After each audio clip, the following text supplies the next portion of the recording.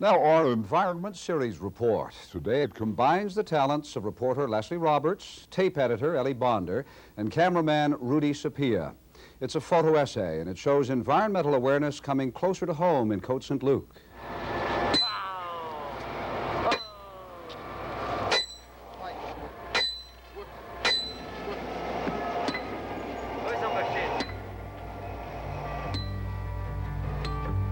We are riding on a railroad,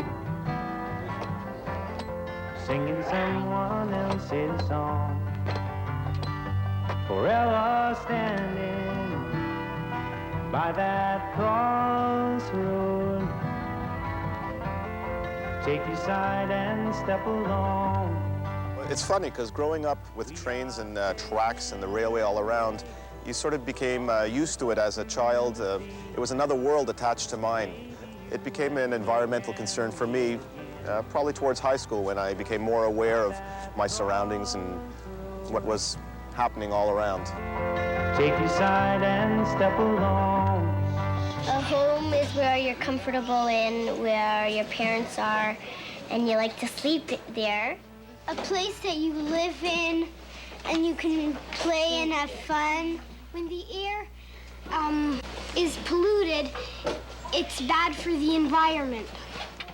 Another generation is growing up in the suburbs of Montreal. Here in Cote St. Luc, the children learn of the environment and its problems. Like many of their parents, they too have accommodated themselves to the very low level of risk that their environment poses to them personally.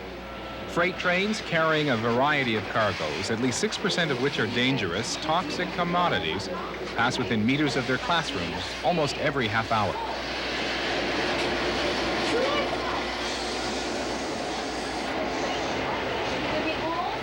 For these youngsters, there appears to be only the risk of not hearing their teachers, such as life in the buffer zone. Since the Mississauga derailment disaster exactly 10 years ago last week, the Canadian rail transportation industry has followed strict federal government regulations concerning the handling and transport of hazardous materials. As a consumer society, we tend to demand more and more of the esoteric chemicals in our daily lives. We don't see them on our tables, but we use them in our barbecues. The materials are used to purify our water, in our cleansers, soaps, paints.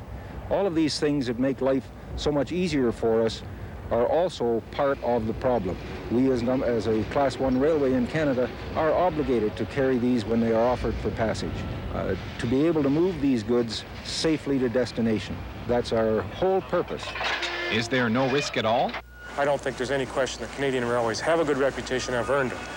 But rail accidents are going to happen regardless of how much precaution you put in. And Canadian railways have invested a lot of time, resources into emergency response. Between safe handling and emergency preparedness, it must seem, therefore, that the environment risk is minimal for the citizens of Cote St. Luc.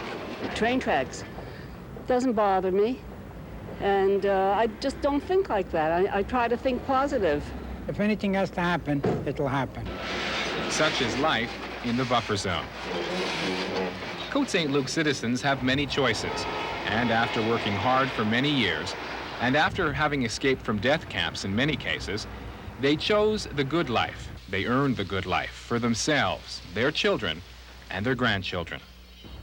Are you ever concerned about the environment? I mean, you've got the power wires up here, you've got spraying the grass in your backyard, and you've got the train just down the road. Does that ever bother you? No, never. Why not? Because I like the lawn, the big lawn, and I like the trees. The whole area here, I like it. But awareness is growing that the wolf may still be outside the gate, that there may be a price to pay for modern urban life. Well, I care about the waste that we throw out and the recycling. Well, I worry about the future, but, I don't know what I can do.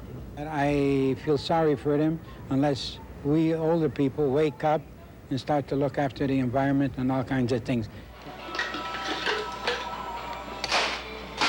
Hey, why put the carpet?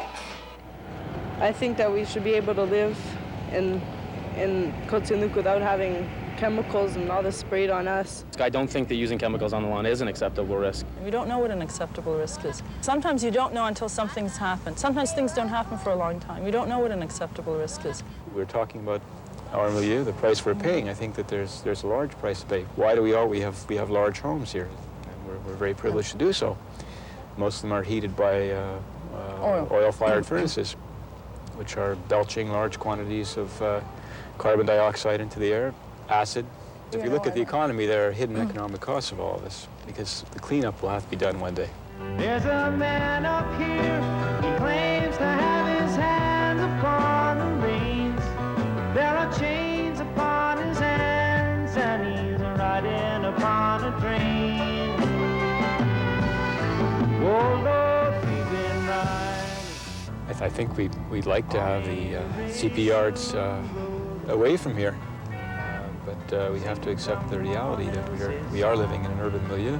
So overall, I think the CP yards are a relatively small price to pay for our urban milieu, and I think rather than paying that small price, perhaps we have to look at what else we're doing and lower the costs so that others won't pay the price that we're paying now.